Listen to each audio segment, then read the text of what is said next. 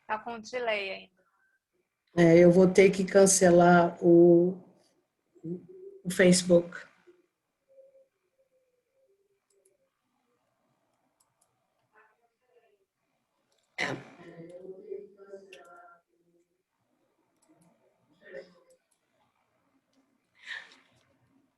Ok.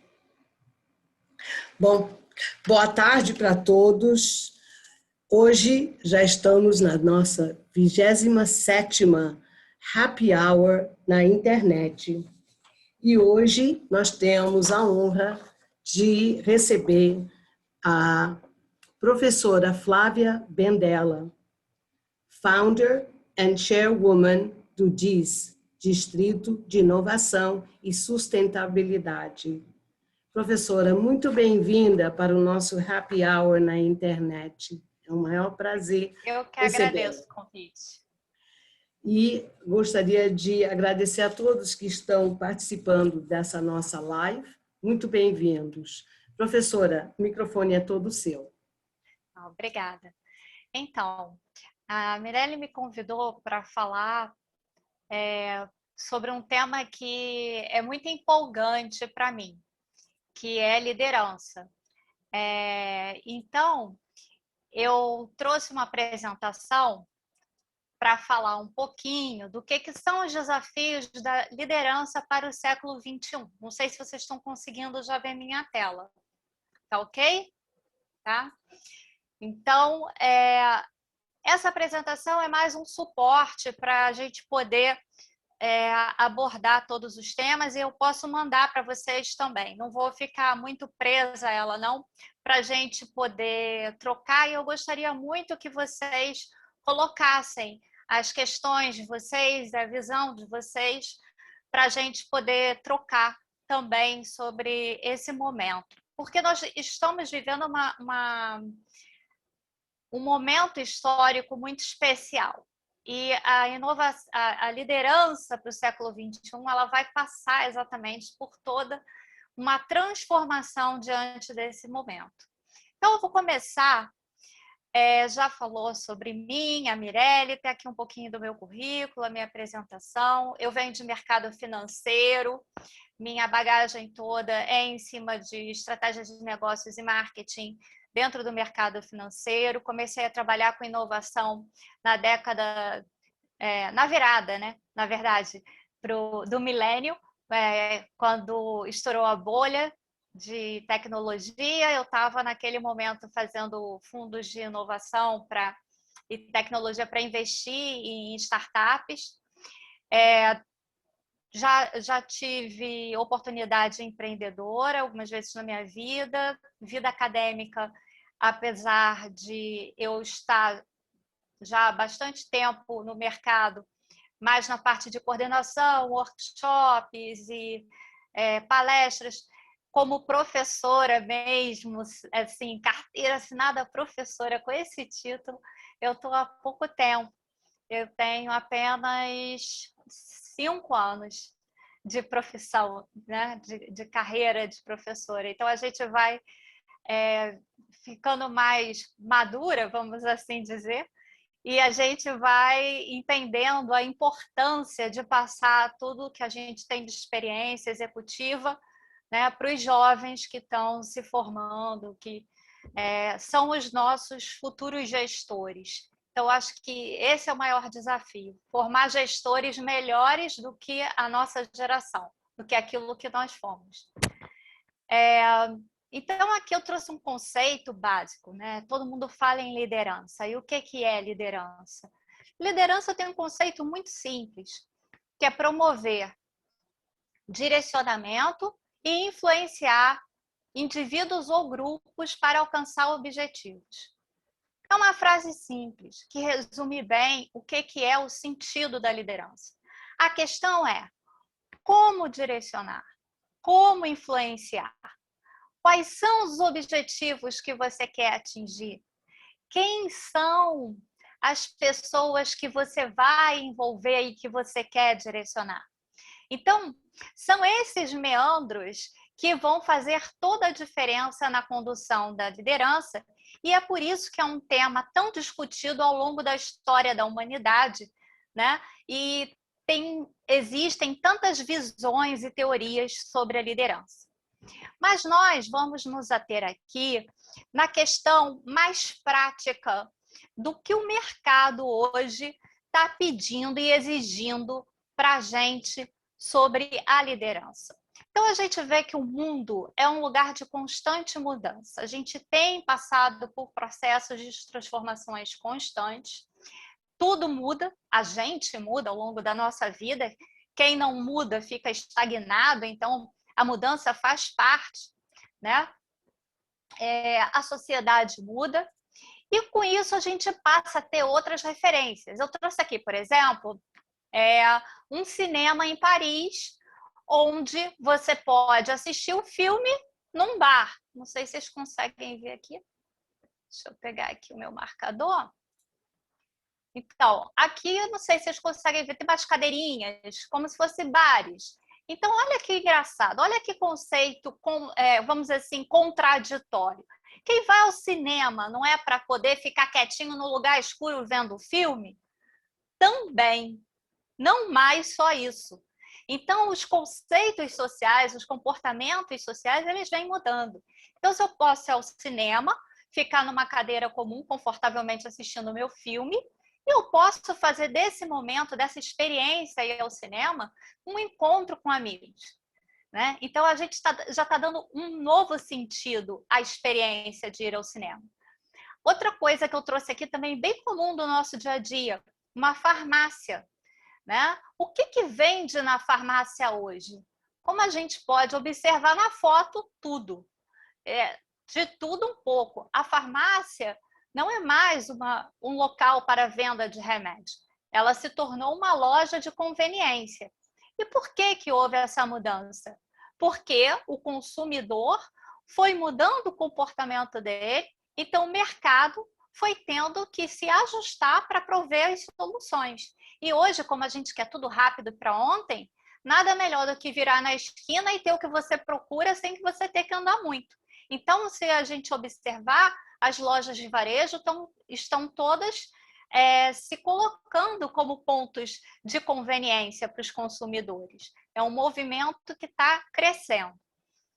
E aí, seguindo nessa linha das mudanças, a gente vai encontrar, dentro da visão do Schumpeter, que foi um economista austríaco, e que mudou bastante o conceito a partir da apropriação da inovação. Então, a produtividade acontece dentro dos ciclos econômicos a partir do ciclo da onda de inovação, que vai desde a criação, a implantação no mercado, até você fazer essa difusão e nascer uma outra inovação. Então, a gente observa que a nossa economia, a história do mundo, essa relação mercado, indivíduo, sociedade, ela vem mudando constantemente. E essas ondas, e o que eu acho que é o que está impactando mais a gente, é que essas ondas elas vêm acontecendo cada vez mais rápidas. Então, se a gente observar, a gente tinha um século de distância, quase que acompanhando as revoluções, né? E hoje, depois da Quarta Revolução, que é o momento que marca essa primeira virada assim, no século XX, no século XXI, que é quando você começa a ter as fábricas inteligentes, a indústria 4.0, então uma autonomia de máquinas maior, já você tem uma nova relação com o homem. Nesse momento, a gente observa que as ondas vão ficando ainda mais curtas e os ciclos mais rápidos. E aí, minha gente, vem a Covid. E aí, o que acontece aqui em 2020?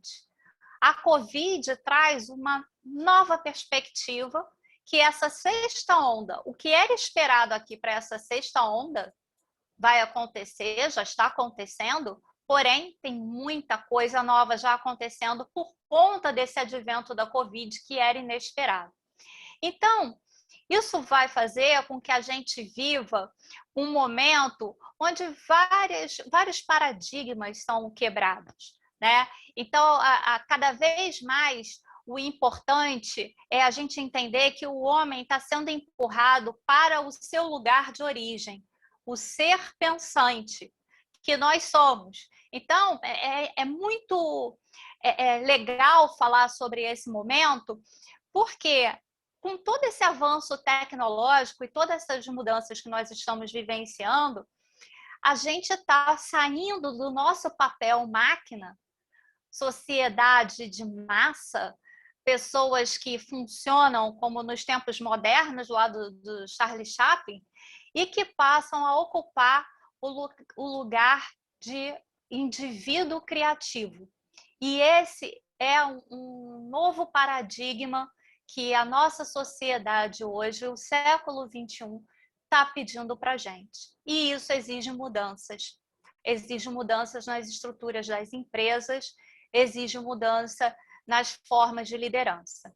Então, a gente vive hoje num mundo VUCA, que é um mundo volátil, incerto, complexo, ambíguo, onde a gente não tem constância, não tem nenhum novo negócio, nenhuma nova empresa que surja com o risco, né, do que pode acontecer, das intempéries. Imagina antes da Covid. As empresas sabiam que elas tinham que se digitalizar, que elas tinham que investir em nuvem, que elas tinham que investir em inteligência artificial, porém veio a Covid e quem não tinha feito ainda esse dever de casa se deu muito mal, porque teve que fazer correndo. E aí aquele investimento que você poderia ter feito num médio prazo, num longo prazo, de forma programada, mas que você foi empurrando para depois, porque não vou investir no momento de crise econômica, vamos cortar custos e esperar, simplesmente coloca você lá atrás da sua concorrência. E aí você tem que fazer um desembolso para sobreviver do que você não tem. Então, eu tenho vários exemplos de empresas que tiveram que correr atrás porque ficaram completamente obsoletas, não nem para o cliente final, para a sua forma mesmo de funcionar, de se estruturar organicamente diante dessa situação. E aí, com isso, o que a gente observa como tendências no mercado, que eu gostaria de chamar a atenção, são essas mudanças aqui, que a gente sai do consumismo para o consumerismo. Eu não sei se vocês estão vendo as carinhas de vocês na minha tela, estão? Porque eu estou tentando botar para lá e para cá para poder não ficar em cima do texto. Então, a gente faz essa mudança do consumismo para o consumerismo. O que acontece? Até agora, a gente vivia num mundo que era completamente voltado para o aumento de consumo. A tendência é aumentar o consumo consciente, é aumentar a colaboração, o consumo colaborativo, é você ter pessoas buscando consumir de forma mais moderada, sabendo de onde vêm as coisas, qual a procedência, como é feito. Então, esse é um movimento chamado consumerismo e que vem crescendo.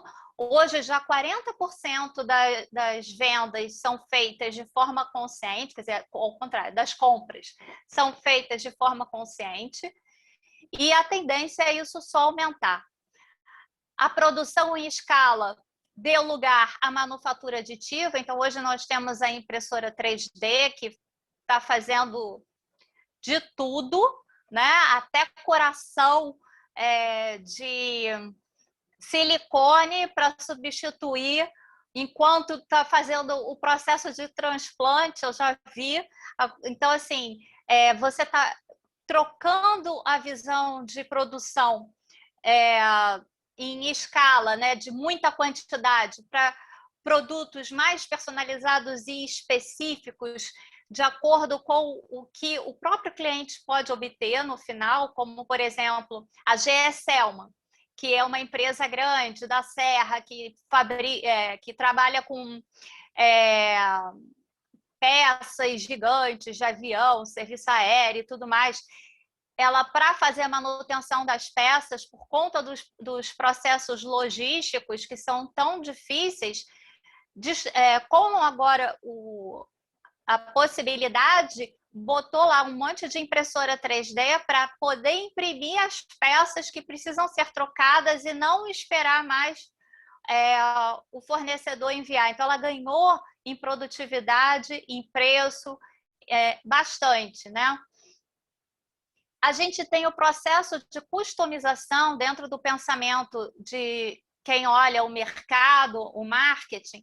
Você sai daquele olhar de customizar, personalizar, né, o produto para o seu cliente e entra na era da cocriação, ou seja, o cliente faz o produto junto com você. E aí aqui nós temos a possibilidade disso ser expandido e explorado também junto às plataformas de crowdfunding, né? Muita empresa vai para o crowdfunding para poder ver como que é aceito o seu produto e se vai ser utilizado ou não, pegar as dicas dos clientes. A Lego tem uma história super bonita quanto a isso, porque ela conseguiu se apropriar da invasão de hackers que adoravam a Lego nos seus sistemas e fazer deles colaboradores. Então, uma quebra de paradigma gigante, e com isso ela faz produtos cada vez mais desejáveis pelo mercado, porque é mais assertivo. Então, é uma mudança de paradigma. E empregabilidade para trabalhabilidade. E aí eu estou vendo que temos muitos jovens aqui, e isso aqui é muito importante para vocês. Por quê? Porque antigamente você entrava na empresa, ela tinha um plano de carreira e você sabia que daqui a 2 anos você poderia ser promovido a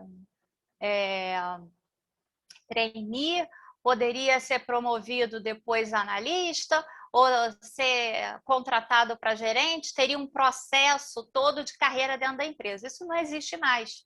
Então, hoje, cada um tem que fazer a sua própria carreira, cuidar da sua própria carreira. E como você faz isso? Tendo condições de entrega de trabalho.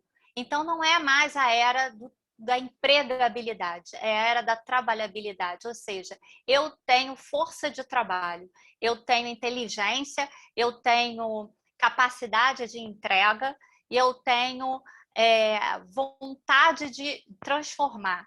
Isso é que me dá, né? E claro, educação continuada. Nesse ponto a gente nem discute, não se para de estudar nunca, de se aperfeiçoar e ter sempre capacidade de entregar ao mercado. Então, é muita mudança.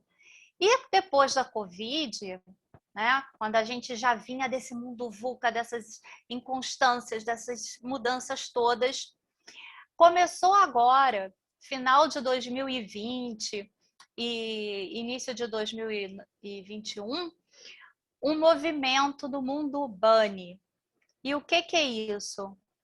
É uma nova sigla para determinar que de VUCA a gente está indo para o Bunny, que é um mundo mais frágil, mais ansioso, não linear e incompreensível. Ou seja, que está ficando cada vez mais difícil você acertar as intenções de mercado, os objetivos que você tem com relação ao mercado, as estratégias. E isso aqui é muito importante, porque vai fazer com que a gente entenda que cada vez mais a gente tem que voltar, não do ponto de vista comercial, mas do ponto de vista pessoal, o olhar para dentro de si. Enquanto que do ponto de vista comercial, a gente tem que dar cada vez mais espaço ao outro. Então, é um processo complexo, porque antes as empresas, elas comercialmente pensavam em si e entregavam para o outro, né? E hoje é o contrário. elas têm que fazer o caminho de volta. Então, a gente tem toda uma mudança aqui, interessantíssima, que tá? Foi um antropólogo que veio com esse conceito e isso está sendo agora debatido. Passando, né, a gente vê que a inovação corporativa ela vai ser base para a sobrevivência das organizações, né? Então, a gente está falando aqui de um movimento de mudança constante, de capacidade de inovar, de você criar um processo novo o tempo todo, melhorias constantes, e isso é importante para você estar sempre competitivo e com capacidade de poder liderar o mercado. Então, por que investir em líderes inovadores? É meio óbvio, né? A gente está falando aqui do quanto que a gente precisa de mudança, então as empresas deveriam investir em líderes inovadores. Só que tem um índice que eu trouxe para a gente ver aqui, que mostra que no Brasil isso é muito mais importante, porque vejam só, olha só em que posição nós estamos no ranking de inovação global. 62º lugar. Então, a gente fica atrás de muita gente, muito mesmo, e aqui tem só alguns países, né, para vocês verem a distância. Os Estados Unidos está em 3º lugar, o Reino Unido em 4º lugar, a Finlândia em 7º, a Alemanha em 9º, Coreia, que todo mundo fala que é o máximo, em 10º, China, 14º, e a gente aparece, olha, lá no finalzinho da linha. Isso aqui é um problema de falta de incentivo à inovação e falta de investimento, mas não é só por parte do que a gente pode considerar investimentos de governo, de pesquisa. É também por falta de um movimento de formação de gestores e líderes inovadores. Esse que é um grande problema que nós temos no mercado hoje. Então, a liderança hoje, falar de liderança nesse momento, é falar de inovar e de empreender. Esses conceitos, eles estão amarrados, porque é necessário isso. Eu não posso ter mais um líder de uma empresa que pensa como aquele velho gestor que manda quem pode, obedece quem tem juízo. Não temos mais espaço para isso no mercado de hoje. Então, a liderança empreendedora ou inovadora ou transformacional, que é um conceito teórico que existe, né? Ela vai trazer para a gente uma série de possibilidades que vão promover o alto desempenho.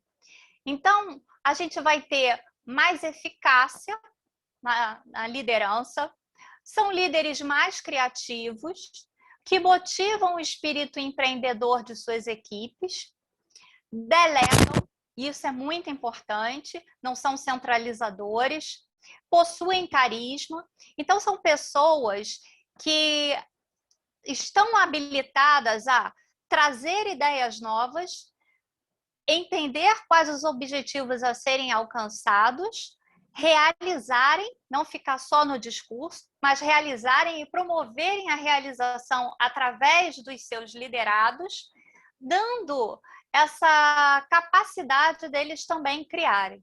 Então, como é que deve agir esse líder para o século XXI? Como deve ser esse tipo de liderança? E eu trouxe aqui algumas características que eu acho cruciais. Consideração individualizada. Ele é um líder que tem que dar uma atenção personalizada, individual a cada um da sua equipe. Ele vai poder dar o apoio, orientar, ser uma espécie de coach, né, do seu liderado, um mentor. Ele vai entender os problemas, os gaps, as faltas que esse liderado tem. Então, se, por exemplo, eu sou uma pessoa que tenho algumas habilidades boas, mas preciso desenvolver outras, ele sabe, ele percebe isso e ele sabe me direcionar e me estimular para que eu desenvolva essas outras habilidades. Estímulo intelectual, ou seja, ele quer que as pessoas tenham capacidade de cada vez mais ter habilidade para a solução de problemas. Então, poder ser estimuladas com desafios. Então, ele vai cuidar disso para que as suas equipes tenham sempre condições de ter novos treinamentos ou desenvolver a sua capacidade de racionalidade cognitiva, lógica. Ele vai estimular bastante isso. Uma outra característica desse líder que nós precisamos hoje nas instituições é um líder que faça uma motivação inspiracional, ou seja, o líder ele vai trabalhar em cima de símbolos, em cima de ideais, né, que ele possa engajar as pessoas. Então, ele vai inspirar os seus liderados. Ele, por si só, passa a ser uma inspiração pelo seu modo de agir, pelo seu modo de direcionar, de motivar. Ele mesmo passa a ser uma inspiração para os próprios liderados. E a influência idealizada, ou seja, ele vai dar um sentido, né, aquilo que você está fazendo. Então, não é o trabalho por ser uma tarefa que precisa concluída, é uma causa, é um sentido onde todos estão envolvidos em realizar aquilo. Supera, transcende os objetivos individuais, passa a ser algo que a equipe, né, tem cuidado, orgulho de pertencimento, respeito, confiança mútua. Então, atingir todos esses patamares aqui de comportamento não é fácil para o líder, né? Mas é necessário, e por isso, graças a Deus, aquele papo de que a pessoa nasce líder é falso, né? É uma premissa falsa que já no início do século XX, em 1925, já tinha sido derrubado. Por quê? Porque a gente pode se tornar esse líder. E é muito bom saber que a gente pode formar pessoas assim. E nós temos várias histórias no mercado de formação de bons líderes nesse sentido. Então, é um líder que vai incentivar a inovação dentro da organização. Ele vai mostrar que todos têm que criar valor e superação o tempo inteiro dentro da empresa. Isso vai fazer também com que o ambiente seja um ambiente onde as pessoas possam trocar mais a minha coordenação motora para chegar a novas oportunidades de mercado, né? A gente tem, então, seguidores mais felizes. Por quê? Por que essa equipe é mais feliz? Ela pode confiar mais no seu líder, buscar metas audaciosas. Eu posso dar uma ideia sem medo, porque eu sei que o meu chefe vai me apoiar, vai dizer, ok, Flávia, vai fundo, vai nesse projeto, acho que tem perspectiva boa para a gente, e não vai dizer assim para mim, olha, se não der certo, você está no olho da rua. Então, eu não vou ter medo de arriscar. Eu vou poder fazer coisas novas. E isso é muito positivo e quem mais ganha com isso tudo é a empresa, no final das contas, porque os resultados vão ser muito melhores, né? Então, acreditar nas metas, as pessoas ficam mais motivadas, engajadas. Isso reduz também os custos de rotatividade e absenteísmo dentro do negócio. Você tem um líder que permite que você cresça dentro da instituição e você possa navegar em outras linhas hierárquicas dentro da empresa.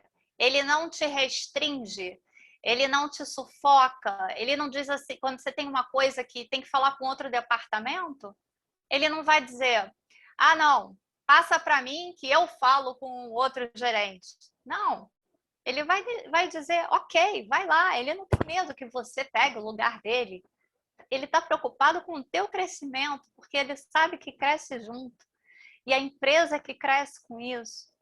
Então, com isso, nós conseguimos estar mais alinhados com os objetivos organizacionais. Então, a gente vê que a gente está falando de um líder que ele, na verdade, vai ser um agente de transformação. Aqui eu peço perdão a vocês, porque eu não tenho uma coordenação motora que faça uma linha reta. Mas essa, a minha ideia era destacar aqui. Então, o que isso vai fazer com que a gente desenvolva, né? Esse líder ele tem que ter um conhecimento e visão cenarista de mercado. Ele precisa ter uma visão macro. Não dá mais para o mundo de hoje a pessoa só entender de fazer parafuso. Ah, minha empresa faz parafuso, então eu só entendo de parafuso. Não, você tem que entender de muitos outros assuntos da economia. Você tem que ter uma visão ampliada de negócios, né? Vou dar um exemplo. A Copenhagen. A Copenhagen é uma empresa que se posiciona com uma visão ampliada na área de presentes. Ela não é uma empresa de chocolate. Se ela fosse uma empresa de chocolate, eu falaria assim, não estou com vontade de comer um chocolate, acho que eu vou passar na Copenhagen e comer um chocolate. Não, eu não estou com vontade de comer um chocolate. O primeiro conveniência, jornaleiro, farmácia, ou que seja, que eu passe na minha frente, que tem um chocolate vendendo, eu vou lá e compro como chocolate. Agora, eu vou na Copenhagen quando eu quero levar alguém para tomar café comigo, bater um papo gostoso.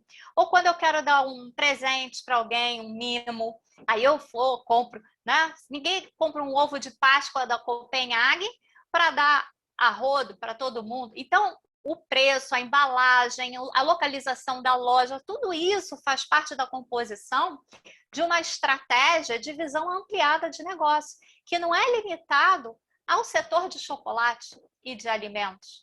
Se ela se posicionasse assim, ela ia estar sendo o chocolate da Copenhagen ia estar na prateleira do supermercado, igual a Nestlé, a Hershey, etc, etc. Né? Então, ter essa visão macro é importante.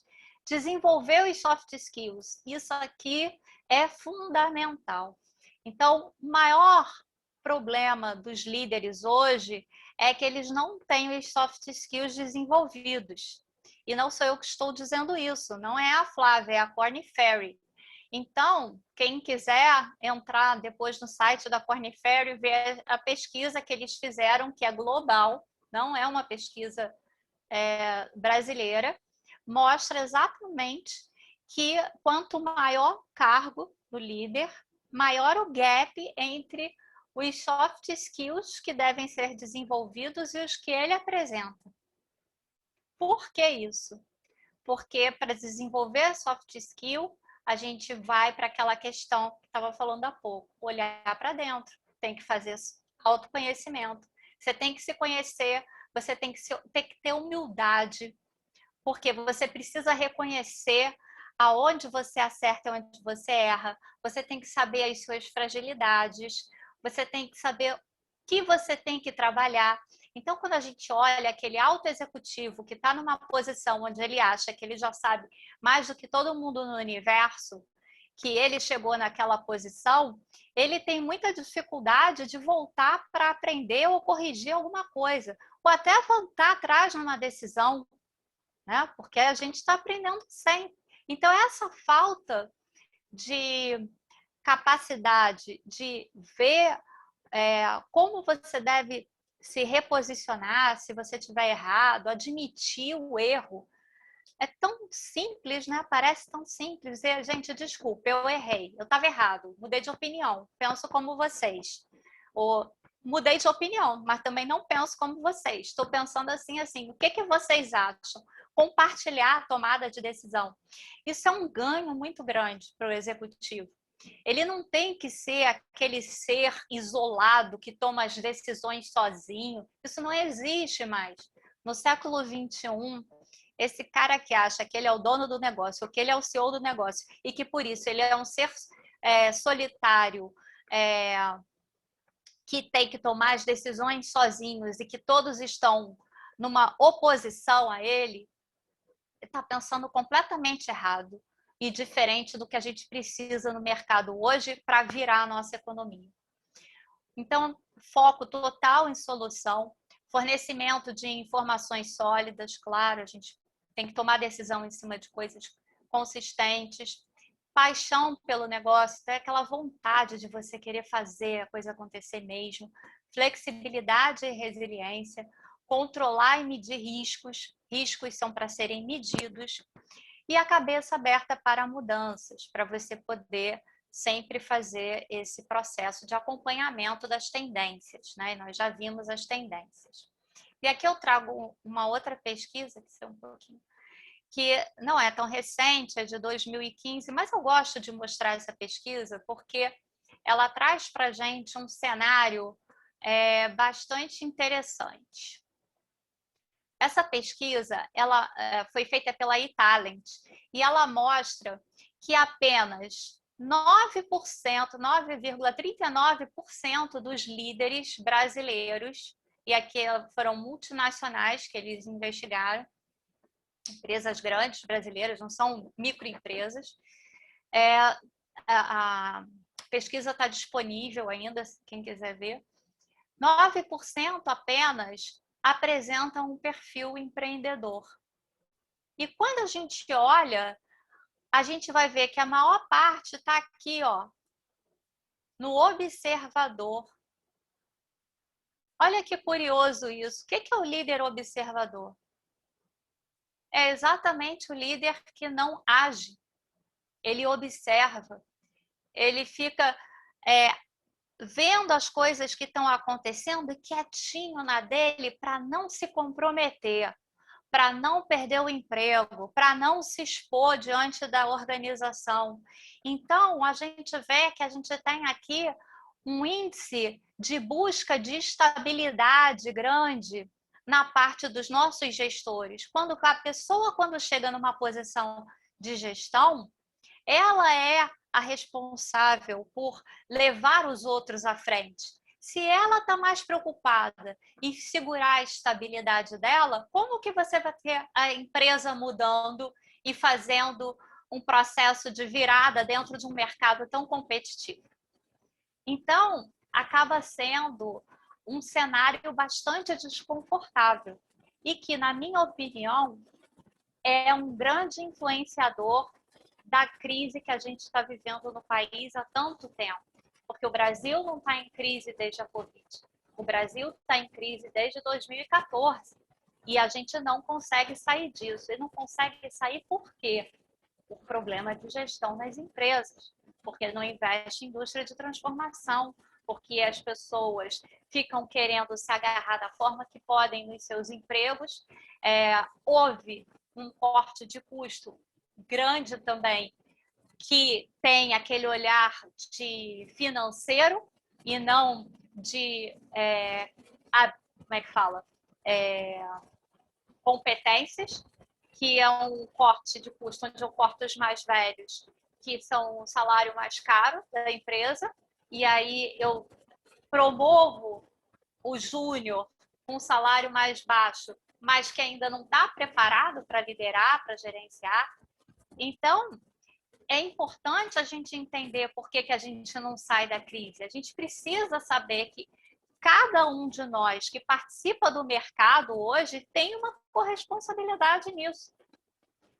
Né? Porque a economia só gira quando aqueles atores econômicos fazem ela girar. Ela não vai virar por mágica. Então, o empreendedorismo, ele está muito presente na geração mais jovem, hoje a geração Z. 60% dos universitários querem empreender, segundo a Endeavor. E empreender aqui, gente, não quer dizer que eu tenho que abrir o meu próprio negócio, não. Isso aqui devia ser música para ouvidos dos gestores, porque isso quer dizer que eu tenho ali um jovem que está disposto a fazer algo melhor, que quer aprender, que quer arriscar, que quer fazer projetos novos. Olha que maravilha você poder pegar uma pessoa que está ali com todo o gás, querendo fazer a diferença na organização e delegar para ela oportunidades de fazer projetos interessantes.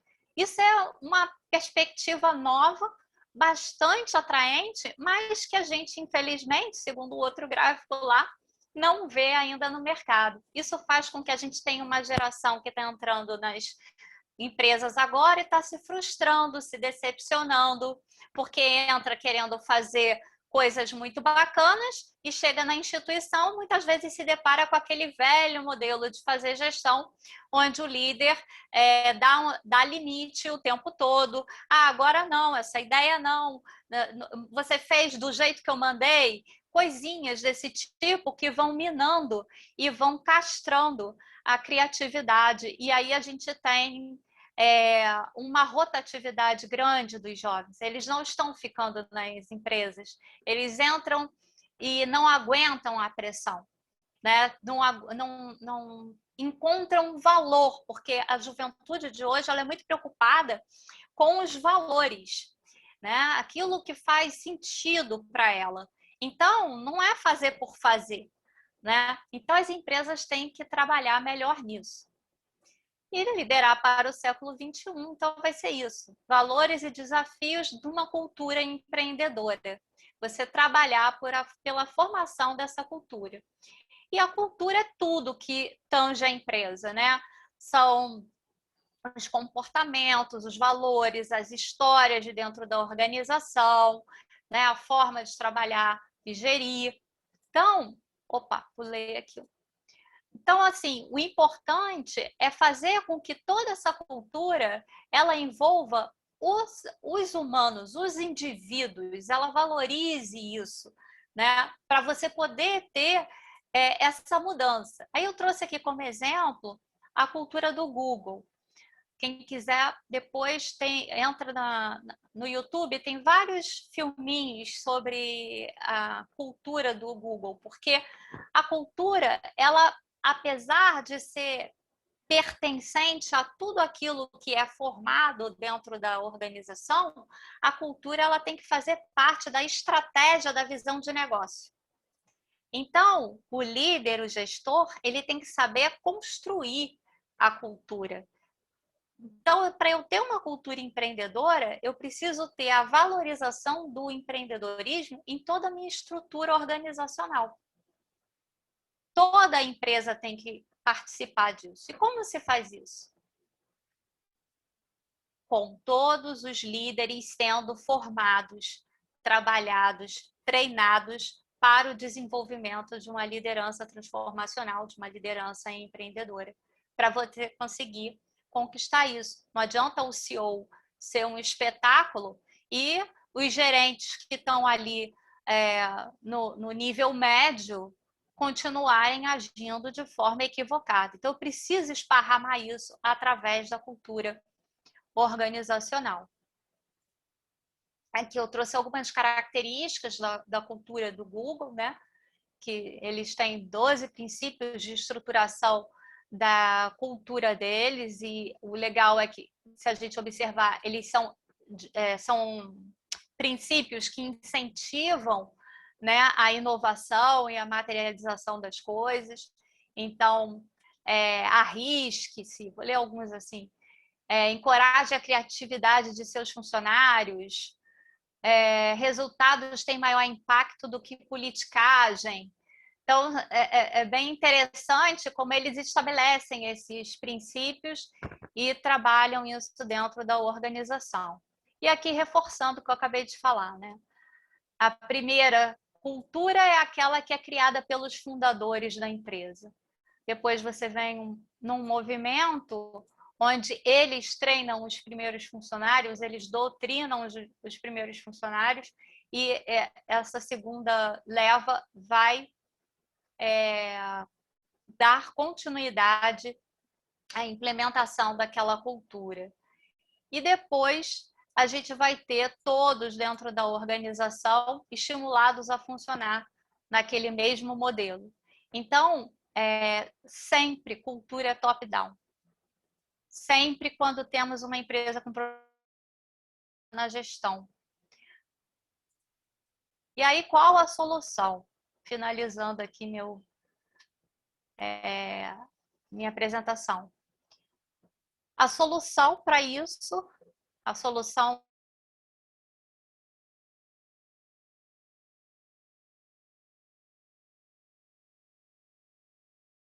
uma cultura empreendedora e de inovação nas empresas, trabalhar com programas de inovação intraempreendedora, ou seja, interna nas empresas, fazer uma gestão por competências, isso aqui muito envolve o RH, né?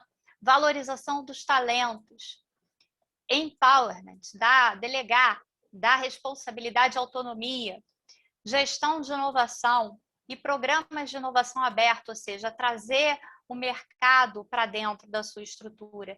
Então, o líder bem preparado, ele vai conseguir implantar toda essa frente aqui. Ele vai conseguir dar esses passos. E com isso, nós vamos ter empresas que sejam mais competitivas, mais capazes de perceber as mudanças, os sinais, as tendências de mercado, se posicionar melhor, entender melhor como é que vai se relacionar com o público e, com isso, ter melhores resultados no mercado. Então, a liderança para o século XXI nada mais é do que o líder olhar para si e assumir a sua responsabilidade de líder, aquele que é não só o condutor, mas o grande motivador e o propulsor de todo o progresso que a sua equipe pode fazer. Resumidamente, essa é a ideia, né? E aí acabei minha apresentação, mas estou aqui para todas as dúvidas e a gente vai conversar. Não sei se você, Mirelle, prefere que eu pare de compartilhar? Pronto. Está mudo o seu microfone. É emoção. Fantástica. Bom, eu procuro, dentro da minha capacidade bem assim, singela, né, de ser um pouco essa líder, né, que precisa, sim, mobilizar principalmente os jovens, né, e dar para eles também essa oportunidade, como a senhora falou. Isso é fundamental, porque realmente eles vêm com uma bagagem, hoje em dia, gigantesca de conhecimento, de habilidade, eles acompanham o que vem acontecendo mundialmente através, né, das mídias, das notícias, né? Então, nós temos sim que dar essa oportunidade. Eu recebi algumas perguntas, eu gostaria de fazer uma delas. Quais exemplos de liderança que você destaca no mundo atualmente? Bom, nós temos um exemplo aqui no Brasil, que é a Luísa Trajano. Eu acredito muito no estilo de liderança da Luísa, porque ela é uma pessoa que, não só porque ela teve uma história de crescimento, e não é fácil você crescer no mercado, passando por tantas mudanças de processos econômicos e de adaptações que a empresa tem que fazer, né? Como ela também conseguiu envolver a sua equipe, inclusive ela ganhou, a empresa, né? Ainda Magazine Luiza, antes de ser o Magalu, ganhou um prêmio na HSM de uma de liderança transformacional, exatamente porque tem essa característica de incentivar, de promover um espaço para discussão e esse trabalho em equipe, né? E a Luísa eu também destaco por conta de todas as outras iniciativas que ela lidera. Então, ela criou o Grupo Mulheres do Brasil, ela agora está liderando também o Unidos pela Vacina. Então, ela é uma pessoa que ela não se omite diante das situações, né? Ela se coloca à disposição e tenta não só inspirar pessoas, mas também fazer e promover iniciativas. É bem inovadora, né, dentro do mercado de trabalho. Teria alguém que gostaria de fazer alguma pergunta? Gregory, você gostaria, por Eu favor? gostaria, sim, uma pergunta. Ah, Pedro. Ok, Pedro, por favor. Dá para me ouvir? Sim, Sim, Pedro. perfeito. Primeiro, obrigado pela palestra, foi bem interessante. Eu tive uma matéria bem semelhante a essa palestra semestre passado, eu achei bem legal que eu relembrei umas coisas. Eu tive uma matéria de liderança e ética. Se falou bastante nisso na diferença do líder atual, que ele é mais um líder e menos um chefe. A questão hierárquica não é mais tão poderosa no sentido de punições, enfim. Eu tenho uma pergunta, por que é tão dissonante essa lógica mais atual de liderança como auxílio, né, como guia, e as lideranças políticas atuais que estão falando muito extremistas, estão falando muito pouco democráticas nesse sentido? Uma pergunta capciosa, hein, Pedro? Vamos lá, vou tentar te responder. Nós estamos vivendo um momento onde o mundo todo está colocando determinadas questões com um extremismo muito grande. Então, não é uma coisa de líder brasileiro, não. É uma coisa que acontece no mundo todo. As pessoas estão revendo alguns conceitos e potencializando coisas extremistas em todos os lugares do mundo. E o que acontece, de fato, é que como a gente está num processo de mudança muito grande, qual é o normal do ser humano? Quando eu chegar para você e falar assim, Pedro, olha só, eu tenho uma notícia para você. Nós vamos mudar tudo no seu ambiente de trabalho. Você vai pensar assim, uau, vamos mudar Não. tudo. Vai Não. ser, meu Deus, vou ter que aprender tudo de novo. Aí você vai pensar, pelo amor de Deus, não muda nada não, não mexe não. Você nem sabe, eu posso reformar, ficar lindo. Mas antes de você pensar na possibilidade de que vai ficar lindo e melhor, você primeiro pensa em todo o desconforto que você vai ter. E é isso que está acontecendo. A nossa sociedade ela está sendo virada de cabeça para baixo. Né? Não é à toa que a gente coloca o tempo todo essa questão do olhar para dentro, né? de se equilibrar, porque cada um de nós tem um papel importante na sociedade que está enlouquecida. A gente chegou num limite onde Olha só, gente, vamos pensar as redes sociais aqui. O que é a rede social? Não é mais o que eu quero parecer, é parecer aquilo que eu imagino que o outro quer ver.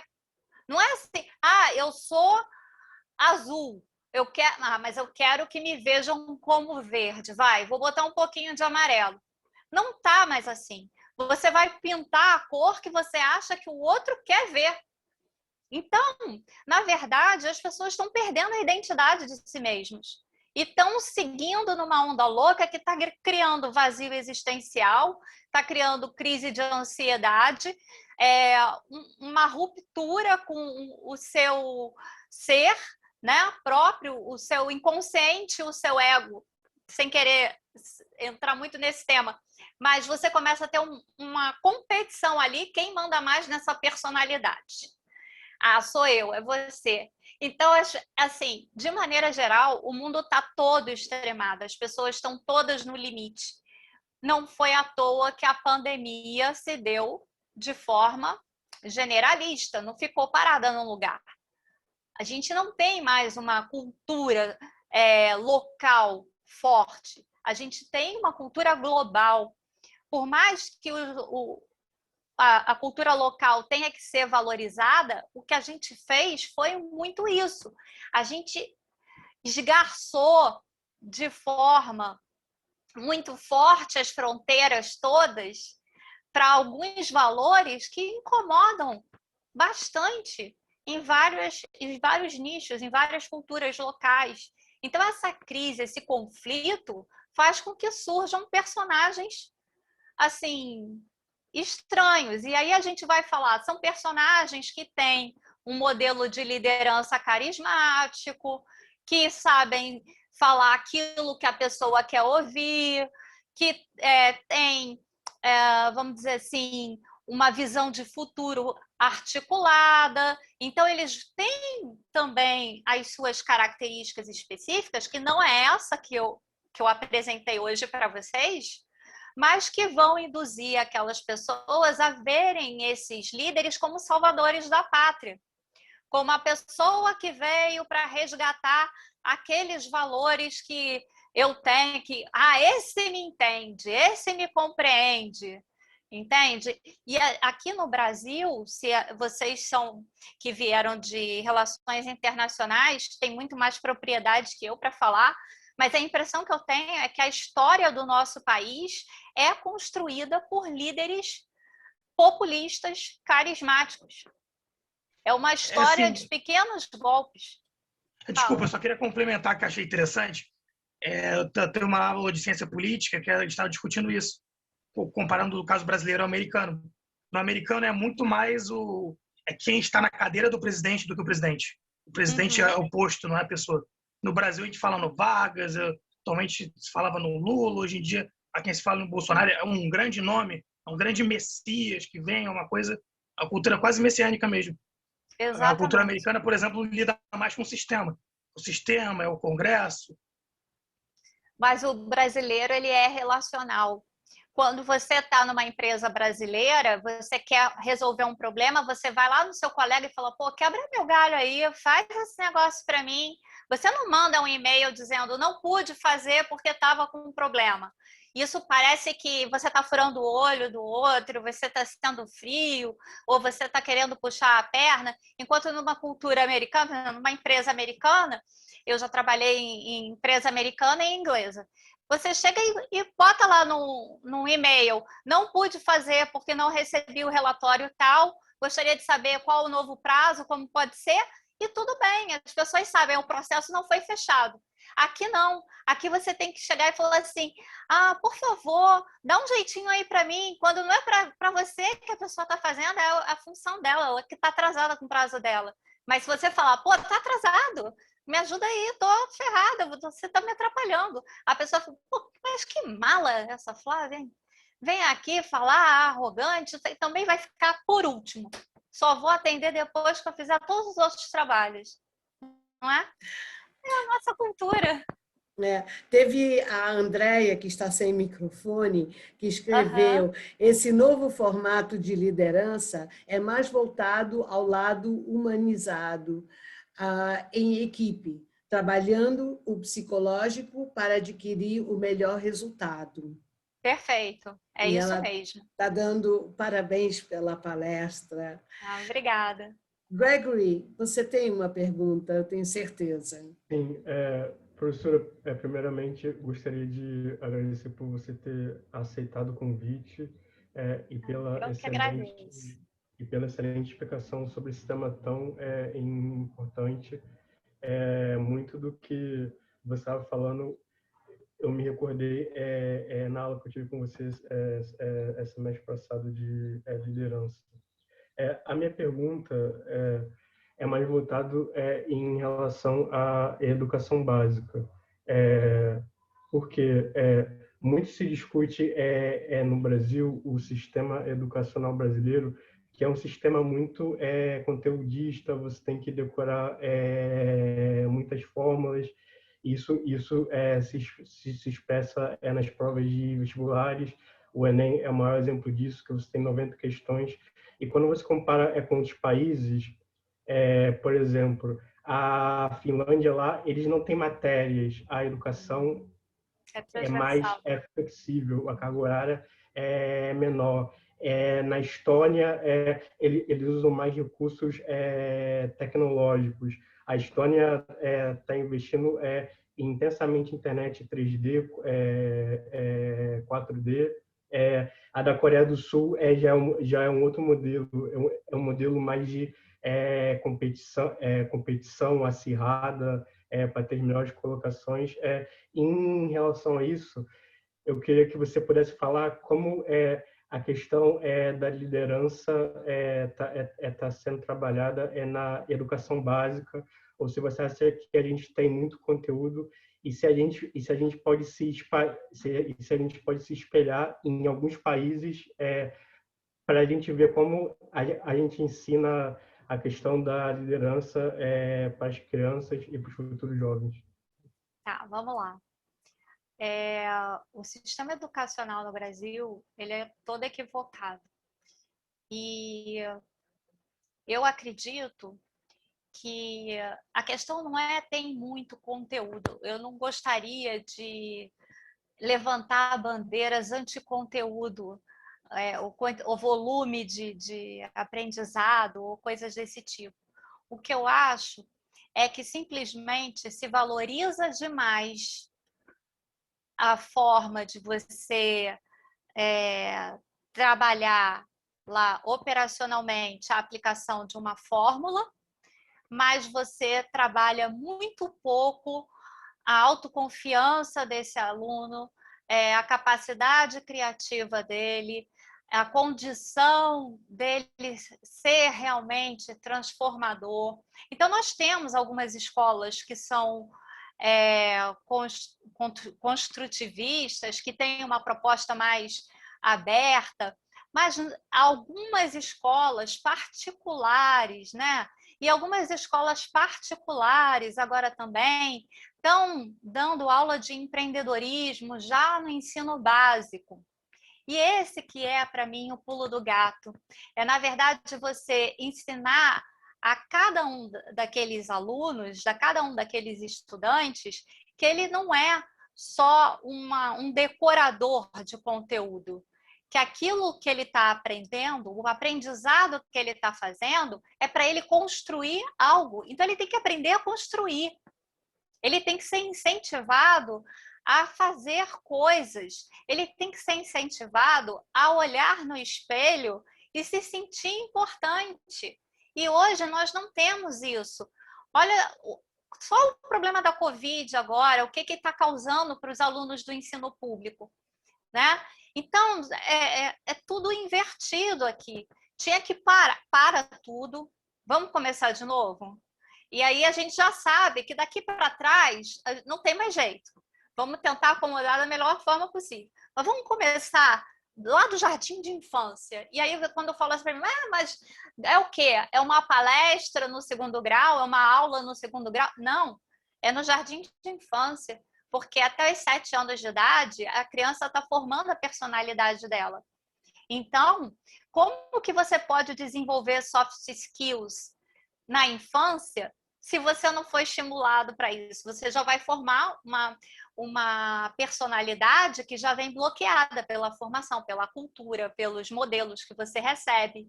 Então, se a gente começar a trabalhar desde cedo, essa autoconfiança, autovalorização, o autoconhecimento, ele entendeu, ele tirou a bola do coleguinha, mas ele vai parar para entender que, poxa, por que eu tirei a bola do coleguinha? Ele tem que ter uma oportunidade também. Então, ter essa abordagem, e não a abordagem de castigo, devolve a bola para o coleguinha, ou não sei o quê. Então, a gente acaba não incentivando as crianças a pensar no relacionamento social. Mas em outras culturas fazem isso, no Japão se faz isso. Nos Estados Unidos há um incentivo ao empreendedorismo maior. A Finlândia, que você falou, é um bom exemplo para isso. Então, existem modelos que a gente pode se inspirar. Acho que copiar, nenhum, porque o Brasil é muito diferente. Mas eu acho que a gente pode se inspirar em outros modelos, sim, e isso é urgente para a gente. Obrigado, professora, pela resposta. Desculpa, adequar, né? Porque as necessidades no Brasil são bem diferentes e dentro do próprio país, né? Você tem inúmeras diferenças. E você vê que tem ONGs que fazem trabalhos belíssimos em comunidades. Sim. Através da cultura, da dança, da arte. Como Sim. que você pode tornar pessoas transformadoras a partir disso, né? Desse lúdico que tem que ser absorvido pelo ensino.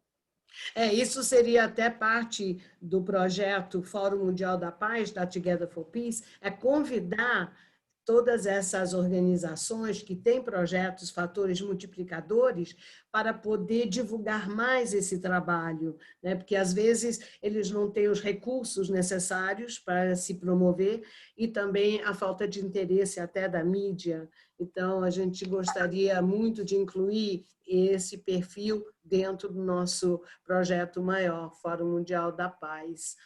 E me parece que tem aqui também a Andréia falando como acha que a era digital, tecnológica que estamos entrando vai trabalhar essa nova liderança, já que traz mais ferramentas aos jovens empreendedores. Eu acredito no que a gente estava vendo durante a apresentação, quando eu falei do homem assumir o seu lugar de ser pensante dentro do processo. Eu acho que quanto mais tecnologia surgir a partir de agora, mais automatização a gente vai ter nos processos, e não é esse o lugar que a gente tem que buscar.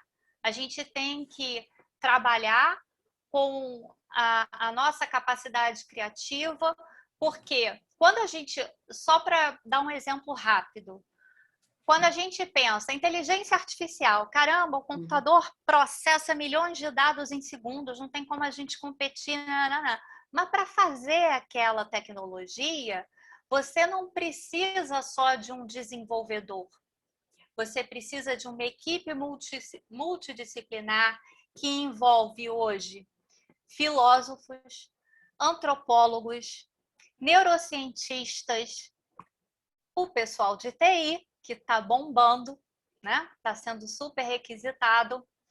Então, psicólogos. Então, as tecnologias hoje, elas são multidisciplinares.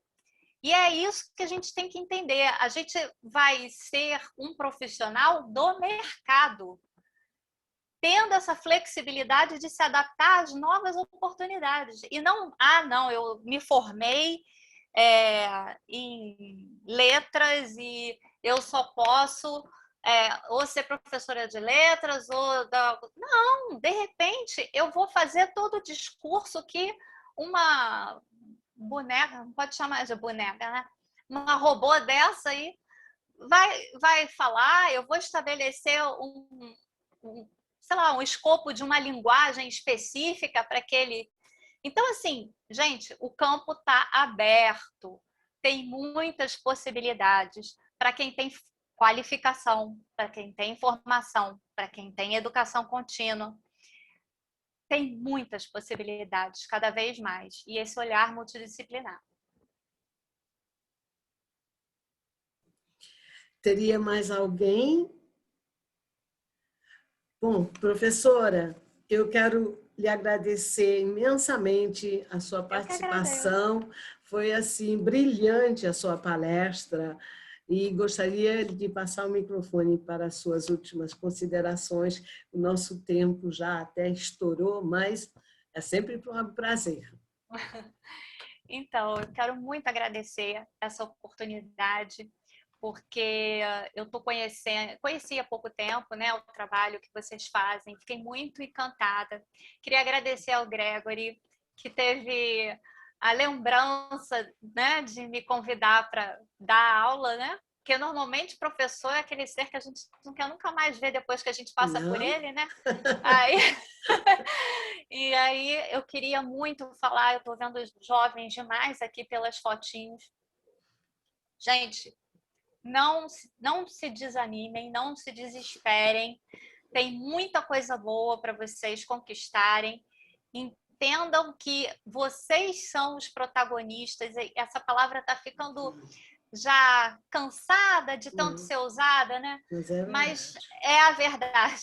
Vocês é que vão fazer a carreira de vocês e construir o futuro de vocês, e vocês têm toda essa possibilidade nas mãos. Seja querendo partir para um negócio próprio, seja querendo seguir uma carreira ou seguir uma viagem para fora, do jeito que vocês imaginarem. O importante, e não abram mão disso nunca, façam o que vocês gostam. Isso é o mais importante. Se realizem fazendo o que vocês estão fazendo. Não se deixem levar pelo operacional do dia a dia. E se você para, de repente, no meio do dia e fala, poxa, meu dia está chato, cansativo, tem alguma coisa errada. Revejam. Não tenham medo de mudança. Arrisquem e sejam felizes. É isso que eu tenho a dizer. Muito obrigada.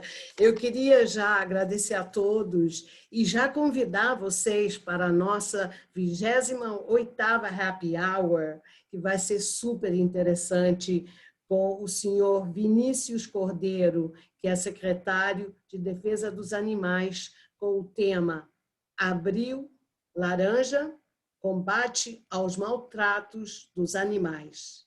A gente vê vocês lá. Até breve. Obrigada a todos. Parabéns. Tchau, obrigada. Parabéns. Eu que agradeço a vocês.